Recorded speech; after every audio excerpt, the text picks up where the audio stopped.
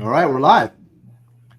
All right, everyone. Thanks for joining us in this LinkedIn Live event. I'm sitting here with George Burchlaw today from RE Analytics.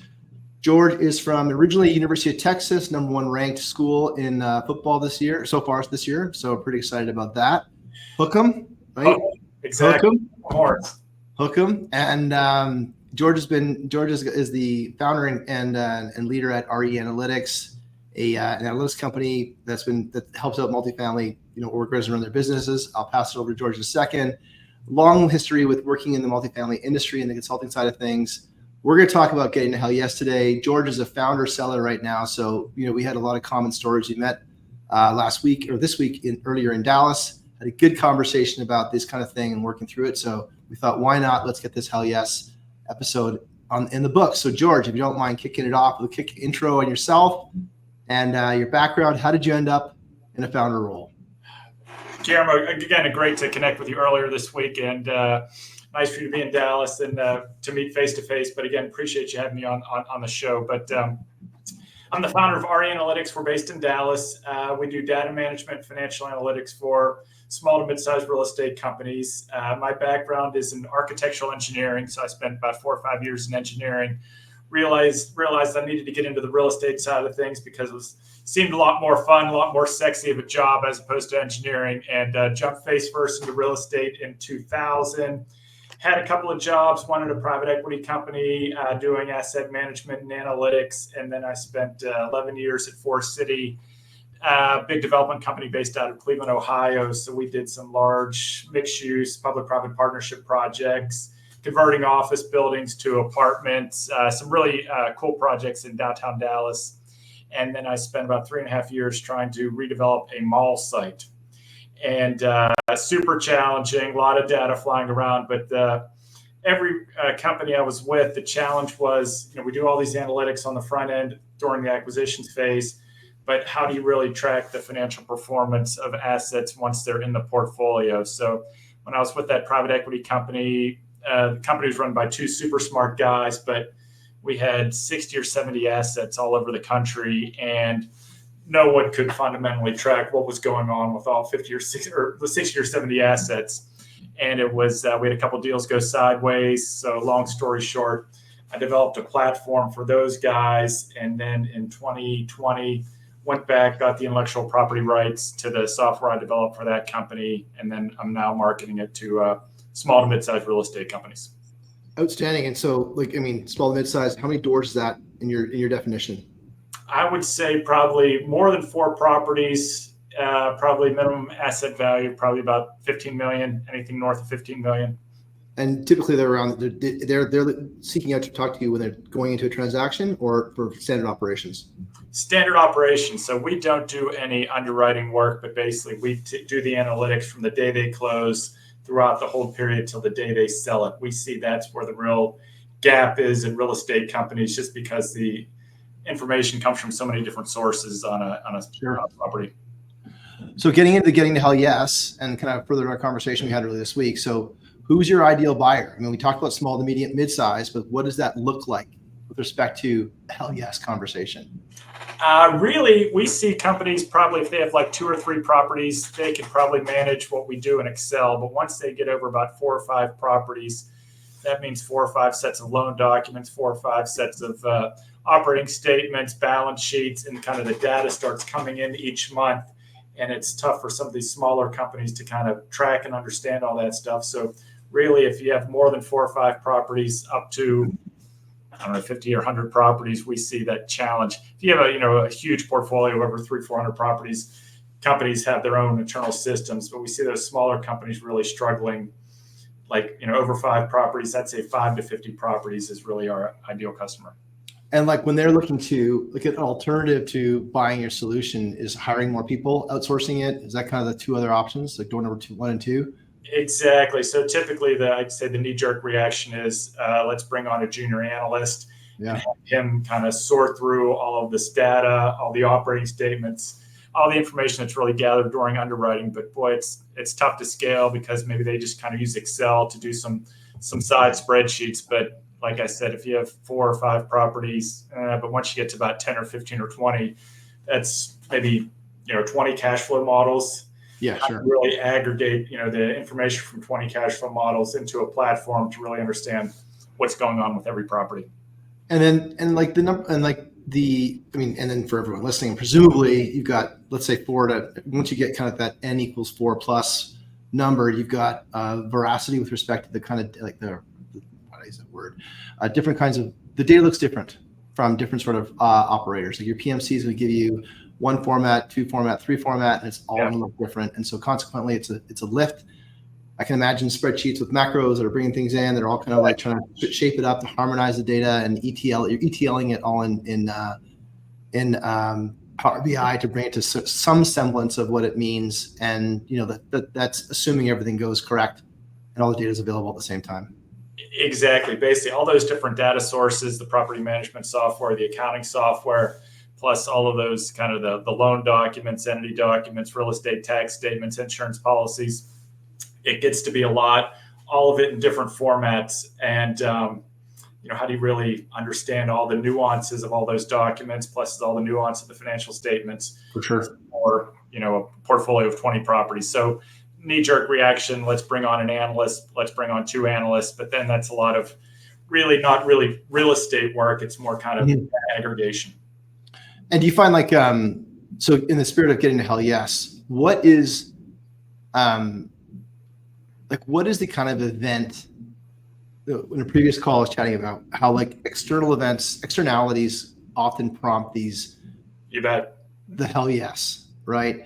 Or, oh, I've got a lender meeting coming up, or I've got a bank meeting, or I've got a board meeting, or I've got, people can suffer quite happily along in agony.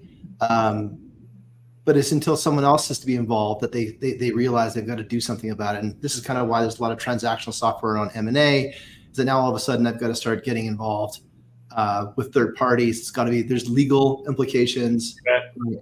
And so like from an operating perspective, what's happening to them? And actually, this is new language. What's blocking them that they say, I'm going to go find a solution? Well, typically they don't even kind of realize solutions are out there. Like I said, they would typically just, bring on more people. So the answer in their mind is more people. But once you kind of go through that cycle of hiring maybe a junior analyst, paying quite a bit of money for that person, training them in real estate, understanding all the real estate verbiage, and kind of all the documents. And then it's unfortunate sometimes those analysts leave after a year or two. Sure. That time invested into the new analyst kind of goes out the door, and you're left with maybe a bunch of random spreadsheets. And so I see they kind of do that once or twice, but if they don't know another solution is out there, they typically just go on through that cycle. So that's kind of on the people side. But if you have a deal that goes sideways, that gets people's attention pretty quick. So, the NOI is dropping on a property, but the information's buried in accounting software, and then you don't realize it till 3 months later, 4 months later, 5 months later. And then the principals start asking questions like, how come we didn't realize this sooner? Yeah. And kind of the lag between financials being closed to that information getting to the principals, that's long, and some bad things happen during that time. That gets people's attention. So how do you begin to find those customers that are feeling that pain? Like, what's your approach in terms of like, this is the method of like, for everyone listening, like when we're looking to sell to an audience, we identify who our ideal buyer is. Like small to mid-sized multifamily operators is a big ocean of people, right? And so like, and not everyone's, and we have value. Your time is valuable. My time is valuable. As sellers, what we're looking to do is initiate change. We want to initiate change with people that are ready to adopt the change, or ideally, ready to adopt change is a bad language. They're seeking to adopt change, but they just don't know how to articulate what that change looks like, right? And so like when you're looking to find people, how are you filtering for companies that will approach that hell yes? Boy, I wish I had a good answer for that. All right, I'm looking to it. If you're looking for me for the answer for that one, I wish I had that answer. So basically, we do a lot of outreach. We do a lot of LinkedIn posts. We scan like job postings, and people are looking for analysts. And basically, we know they recognize the need. But like I said, their typical reaction is we just need to hire junior analysts, and they don't even realize a solution is out there. But I think with prop tech, if it involves a pretty significant change, the only way they're really going to really want change is basically if they feel pain, especially if a deal goes sideways or investors start asking questions that they don't have the time or manpower to answer quickly. One of the things that we're starting to angle in our language, so we're like maintenance centralization software, which is interesting, but like we kind of open the conversation now saying, okay, we saw three things: people, speed, and quality, which is kind of like all technology does, but you kind of open the conversation that way. Or I'm finding that I'm opening the conversation that way. Say, we saw people, speed, and quality. Which one is blocking you, right?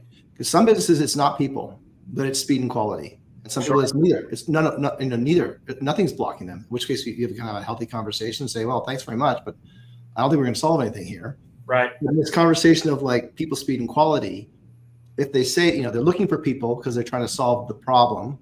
And so they've kind of, I love job postings as well. It's like a formal articulation of like of a need, of a pain, right? Of a blocker. And then also you can figure out what the job should do.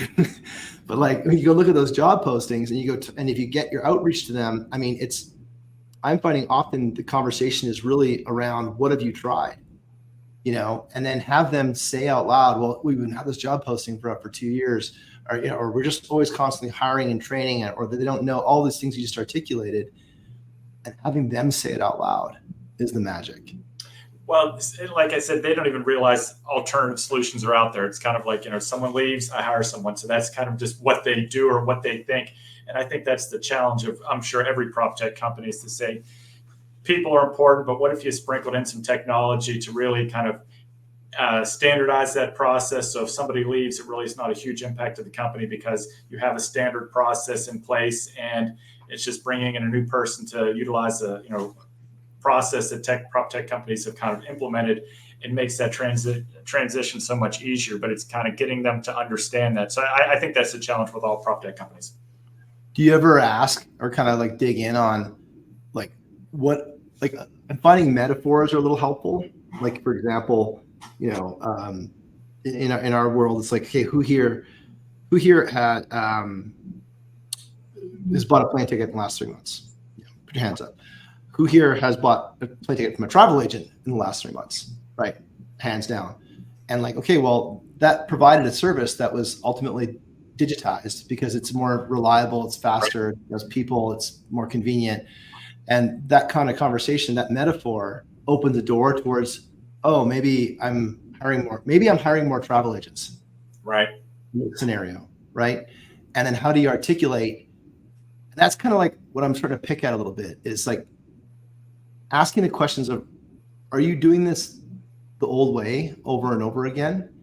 And kind of like bringing that forward in metaphors that they all understand, right? Boy, I tell some of my marketing people, it's like kind of like no matter how great our messaging is, no matter how concise it is, if they're not ready for that message, they're not going to understand it, or they're not even going to like internalize it. So I think what we try to do is kind of let's just keep pounding that message over and over again. And basically when they internalize it or when they kind of realize what we're saying, then that's the right time. But the only way to do that is to keep pounding that message. My experience as a founder is that I've done a really, I'll say, and I always, in retrospect, it's always cringeworthy, like some of how I've articulated our value proposition. I'm right there with you. You bet. It's a process, right? It is a process. Like it is an unfair, iterative journey where it is. I can't even explain it. It is so unfair. The mess of ideas and thoughts and communication frameworks in our brains that try to translate our understanding, our view of the world into a buyer's view it's unfair. And so like what I'm learning is that, like, for starters, call recording is like the most valuable thing that I've started really doing as a discipline. And that's, and I've gone from, the recording a call and then listening for the call for just simply action items. And I'll go listen on a walk or whatever. Now it's like I'm listening for how I could have done better. Sure. And now and then even I'll say even sorry. And then I moved to how to get better. And now I'm listening to, okay, well, I should have asked this question. I should have asked this question. I should have double clicked here. I was listening to one call from a few weeks back, and the prospect like served up a softball, and I didn't even see. I was so busy talking about myself, I completely missed it. Like we talked about, you get so hung up on your solution, how you can help, and you just go, after 5 minutes, it's like, boy, I've done a lot of talking. Is this person even internalizing what I'm saying?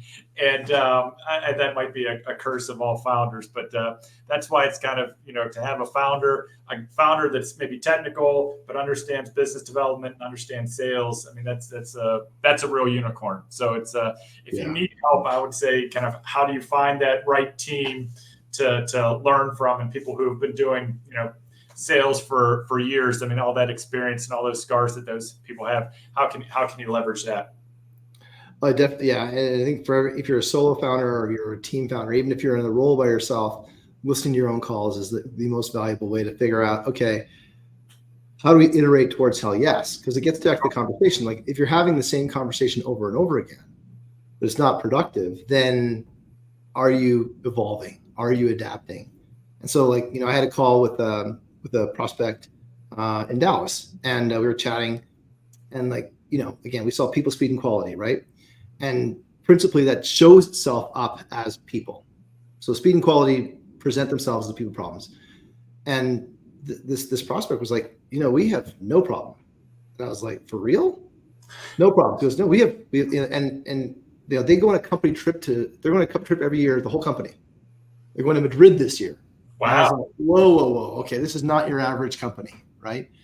And I got to kind of realize that understanding the organizational structure of the company is now a filter that I need to consider. Mm-hmm. Because if it's a privately owned family company, which this one was, they have a lot more liberties with respect to people, and they can treat the people, they can have profit sharing and all these things. Whereas if it's publicly traded, REIT, whatever, they have different rules. And so for me to kind of trim down my hell yes, I'm looking at a family-owned private company. I really have to think, I've got to take a look at the questions that I need to open with those questions around what are you trying to solve? Because often people take the call because they want to learn. And, part of our job is to teach and coach. Right. But, it's also like being mindful of the fact that we can't solve problems for everybody, and it sucks. It hurts. You get depressed and like disappointed, and kind of like the old Chris Farley sketch where you're just beating yourself in the head. But it's like, it's how do we learn from those experiences? Well, it's interesting because you see the problem in your own mind, and you just project that all these companies have it. And I would say maybe the majority of them do, but how do they really understand it themselves, and how bad of a problem is it that they really want to seek out a solution? And I think a challenge with a lot of prop tech companies is if you offer a bunch of value, how do you prove value quickly? So basically, it can't be a solution that says you're going to see results in 6 months, a year, or something like that. You need to be able to prove value as quick as possible. And I think that's a challenge for all companies. Well, what I've kind of really become aware of is there's pain points and there's blockers. And like we sell a pain point, but not everybody bought into it. And so like trying to find the places where the pain point is a blocker is where we initiate action. Mm-hmm. I could drive by 1,000 gas stations in a day, but it's when I'm low on gas that Right. I will fill up, right? And that's the blocker that initiates action. It's like, I'm not going to be able to get to where I'm going to go if I've got no gas in my car. That is a great analogy. I really love that analogy. If you're the gas station owner, why are these people just driving past my gas station? I don't get it. I don't understand it. But it's only the people who are low on gas that are going to stop. I love that analogy.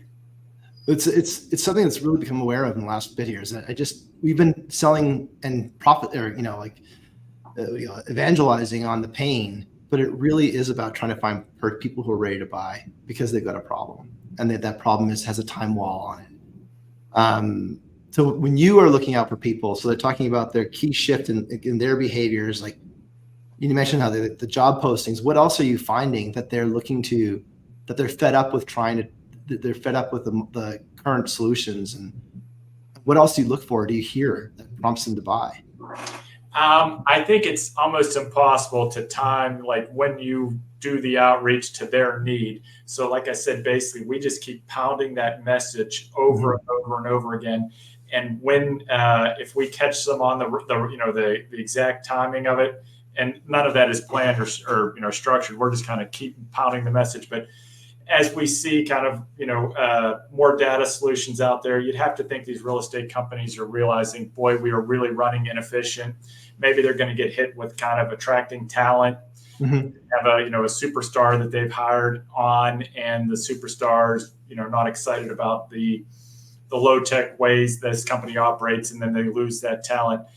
After they do that once or twice, they're going to realize, hey, we can't really attract talent, and that's going to be a hindrance for growth.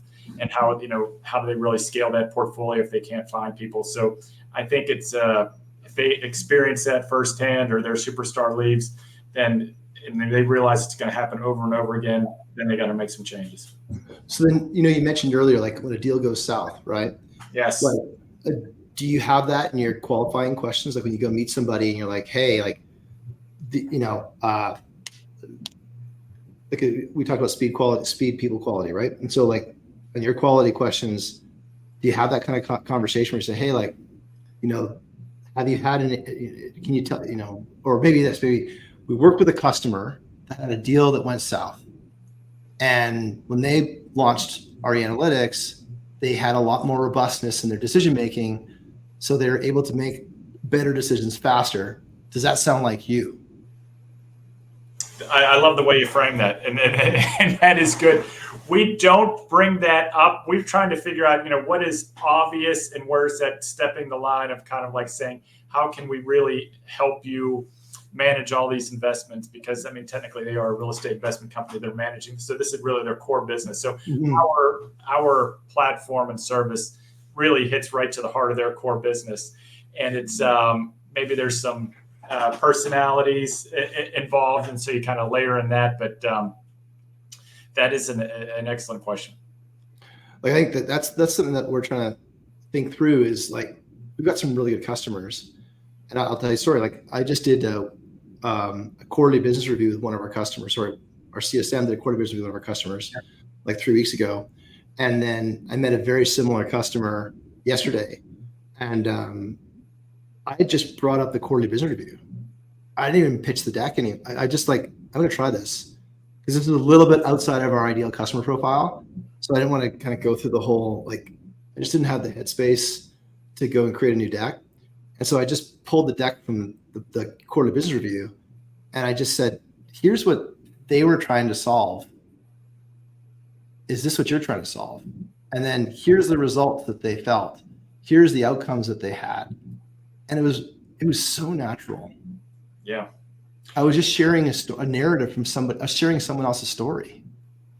I think the thing is, the more natural, the better. And that takes a founder a long time to understand that. And kind of a lot of it, initially, it's going to be forced. Initially, it's kind of, you want to steer the conversation this way. But the more you're steering, the worse it is. So it really has to be a conversation. We want to be a partner, not a vendor. So I don't want to sell you something and walk away.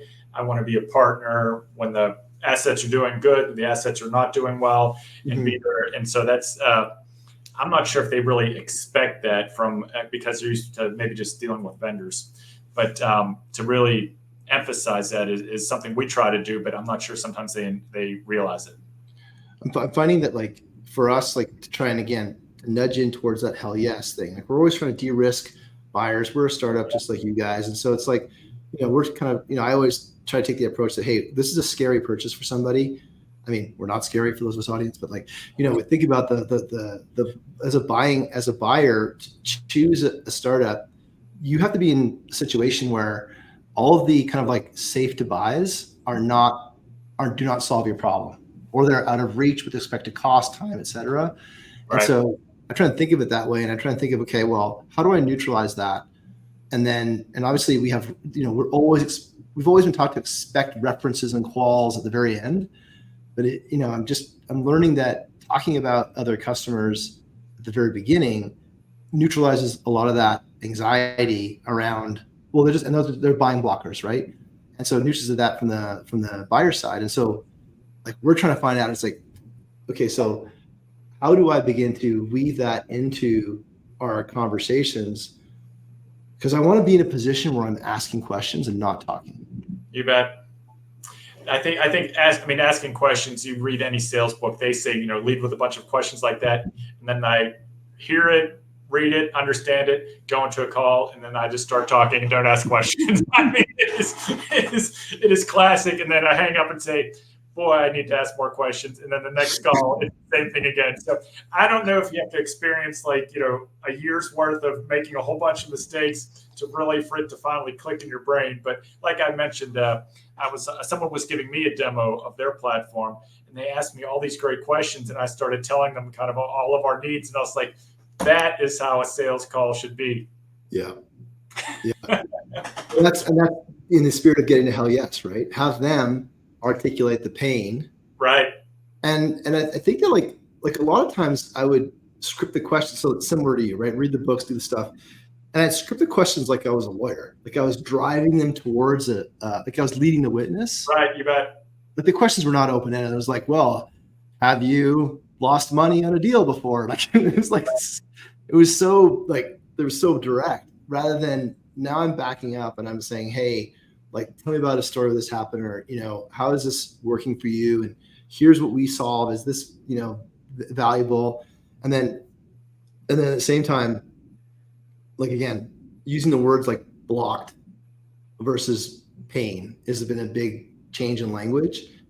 Like with your customers right now, like, have you gone into talking to them, like why they bought, why they stay with you?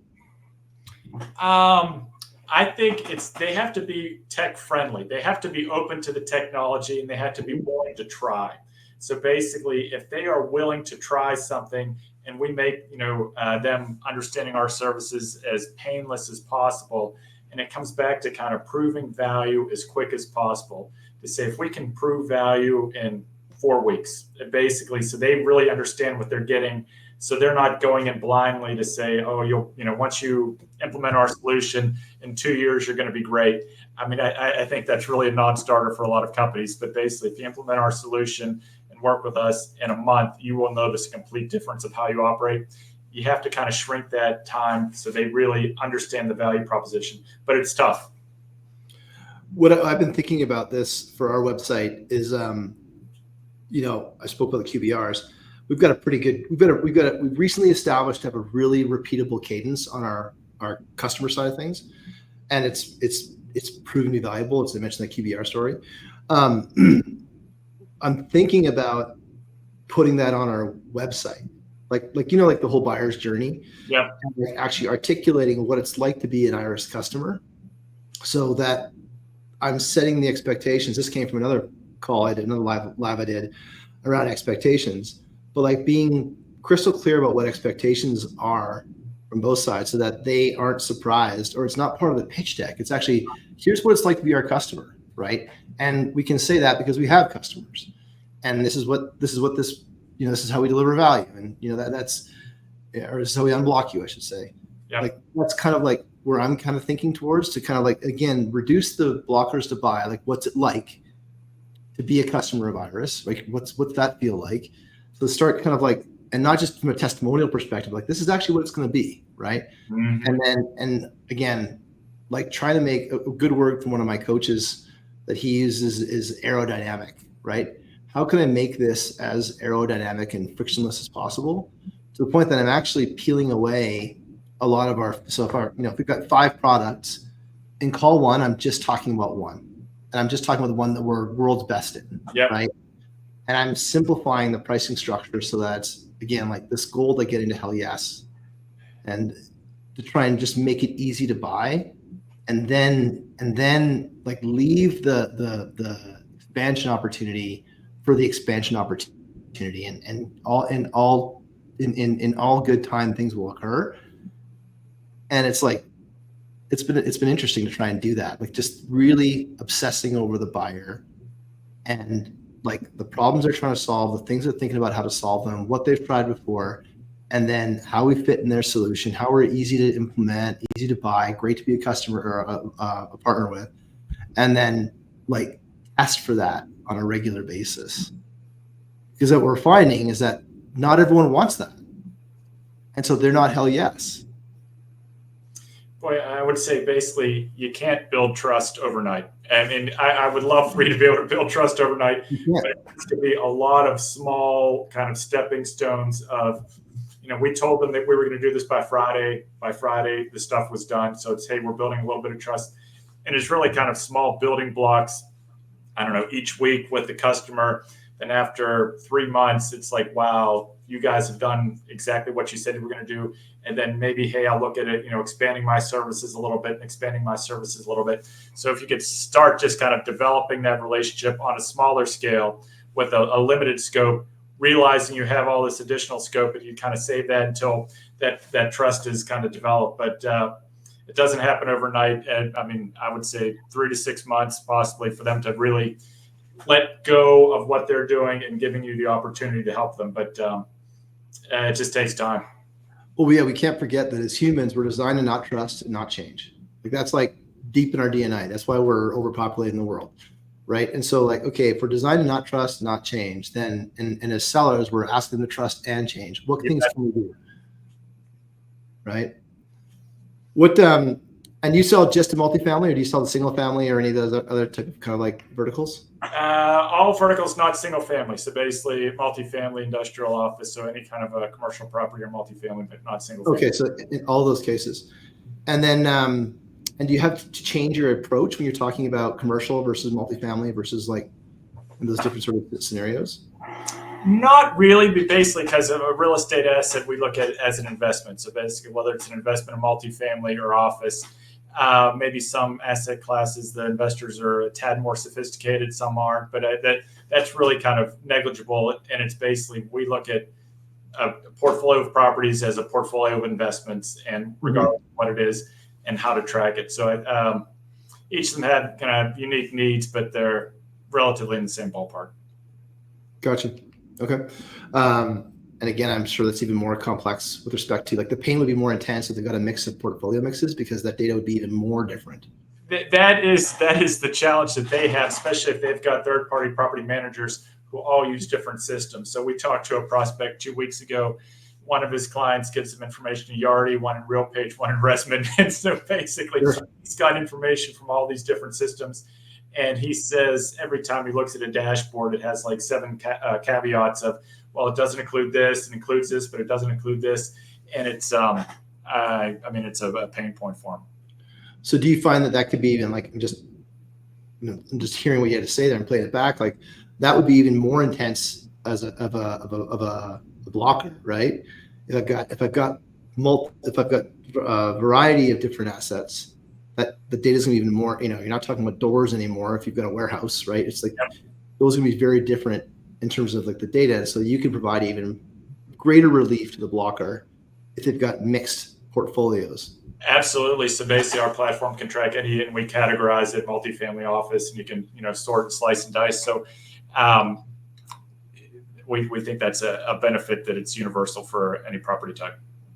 Oh, awesome. Well, very cool. We'll look forward to seeing that maybe in the filters, right? As you're looking for it, as you're getting to hell yes. So kind of closing it out here, the chit chat we've had today, your experience, what's the one piece of advice for a takeaway that other sellers are out there trying to find those key moments when a buyer is ready for hell yes? I think, like I said, keep pounding that message. And they're not, prop tech is new to a lot of these real estate companies, even though prop tech has been around in different forms for a long time. If it's going to be an operational change, you have to find companies that are willing to be open to try new things. And that's a challenge in itself. But again, find the people who are willing to change, and then be able to prove value as quick as possible. And it has to be tangible value quickly so they can see it, build the trust, and then grow the relationship from there. Right. So just want to respect the conversation. Is it find the people that need to change or willing to change? Willing to change. willing to change. They all need the change. Yeah, well, fair that. I'm fairly certain they all need to change.